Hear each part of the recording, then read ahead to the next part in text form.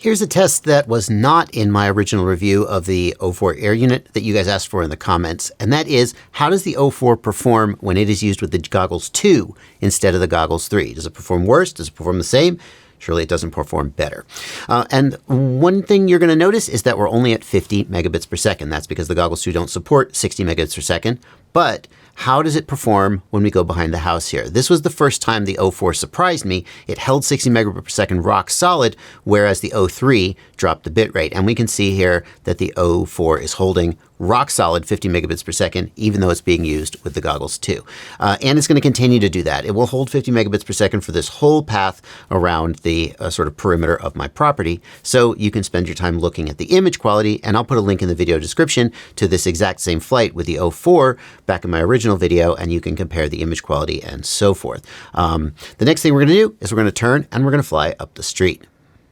So right here at the beginning, the O4 is at 50 megabits per second. And what we're going to do is we're going to look for the very first place where it drops below 50 megabits per second. I can tell you that with the O3 Air unit and the Goggles 2, it drops somewhere in here. It starts to drop below 50 megabits per second. But the O4 dropped somewhere right around here, and it's almost exactly the same place that we see it drop with the G3 and the G2. So very comparable performance here.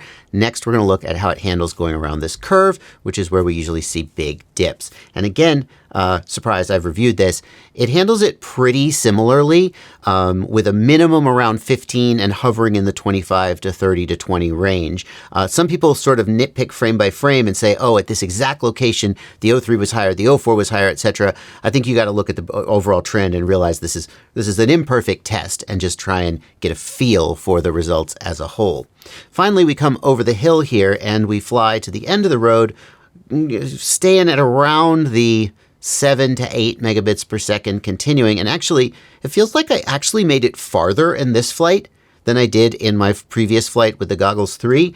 Well, I get all the way to the end of the road and we still haven't hit that 1 to 2 megabits per second that makes me bail out. I just bailed out because I got to the end of the road. But I gotta say, I don't think that should lead you to conclude overall that the O4 performs better with the Goggles 2. My personal conclusion, just from this one test, is that the O4 performs pretty similarly with the G3 versus the G2 goggles. I thought perhaps there might be some reduction in performance because it's not doing O4 transmission, whatever that is. But setting aside the reduced bit rate, which is going to result in reduced, oh, I started ripping a little bit here, just a little flippy flops around these trees. Setting aside the reduced bit rate, which is going to result in worse image quality, especially during fast motion with very detailed stuff like grass or scraggle. Setting that aside, the actual range penetration and ability to hold on to a link seems very similar, whichever goggles you are using.